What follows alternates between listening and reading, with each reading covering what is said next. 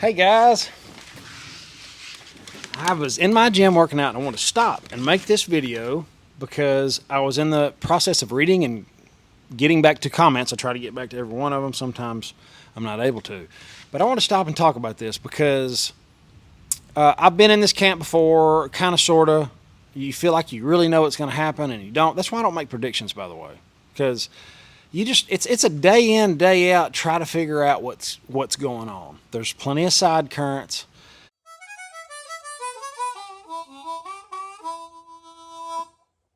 To deal with. So I'm going to get into this, and then I'm going to cover two stories, if I can find them. What do I do with them? Here they are, right here.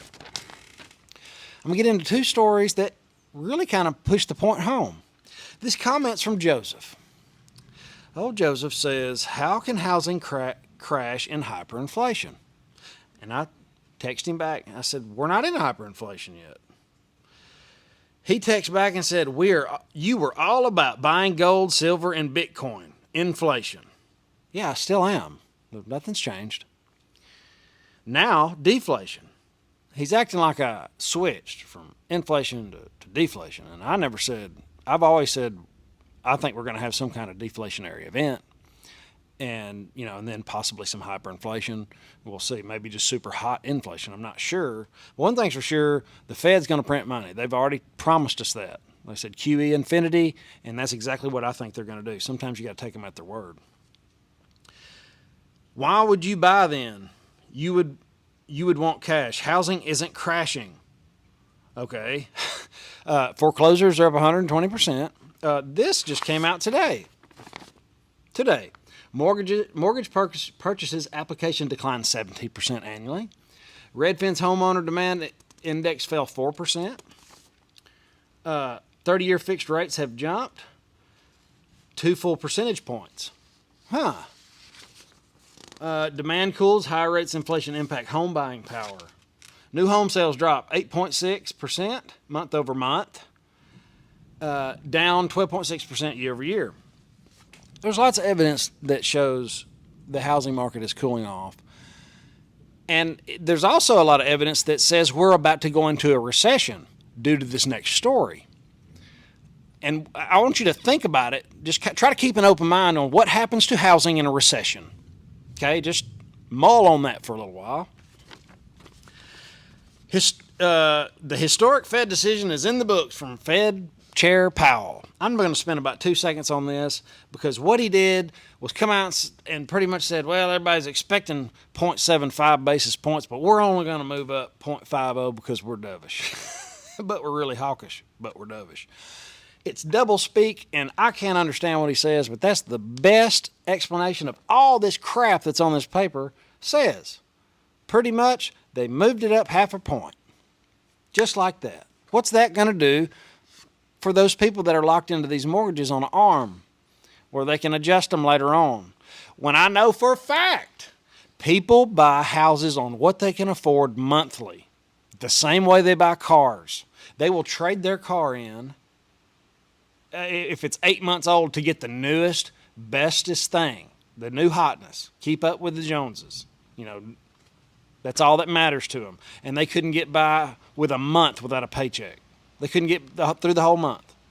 So, that's when houses start showing up. That's when the market flips around. Now, wait a minute.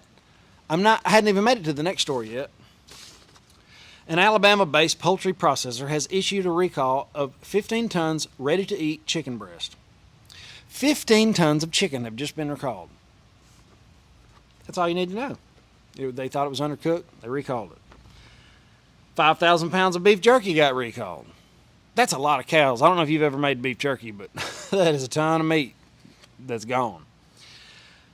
So and this is all food. I talk about food all the time because I think it's really important. When you're talking about houses and other commodities, food is a commodity, so you know that we are getting into a commodity super cycle. And I really do think they're going to do good. But it's a supply and demand thing as well with food. And that's how I think about it. The housing market is going to do bad if food goes to the moon. You know, historically, people quit paying rent when food prices hit 40% of their paycheck. That's why I was scaling out of my rental properties. Now they're slowing down selling. And I don't know if you have a house or you have rental properties or anything, but, you know, if you can scale out when things are good, you can buy back in when things are bad. Whoever does the best coming out of the Thunderdome is going to have a good credit score or a pile of cash. I agree with you on holding cash right now, but you might want to turn some of it into gold and silver to protect your wealth if they inflate the cash into the stratosphere. Now remember, if you have $100,000 in the bank, it's going to be worth about 80 in purchasing power. 80 grand at the end of this year in purchasing power. So kind of mull on that if you're against gold and silver. I don't know if you are or not. I'm speculating on the question. But that's it. That's the narrative I try to build every day. There's all kind of different side currents and things happen, and you have to kind of adjust. I never said we were going to not experience some kind of deflation. I have a feeling we are going to experience some type of inflation, and I do think you're very wrong about the housing market not going to crash. I don't make predictions, but I just can't see them hitting all-time highs for the rest of our life. Unless we hyperinflate the currency like that, but that's not going to be before a downturn. They got to have a reason to turn the money printer on. They're not going to do it until it gets bad again. Maybe they go digital, who knows, but I wanted to cover these few topics to try to get a broad mindset of how to look at things, how I look at things anyway, because we're all trying to figure it out together. We're all trying to muddle through this and try to figure out the best way to go. So leave me some comments. I really appreciate them, even these kind. And guys, I hope you have an awesome day. Later.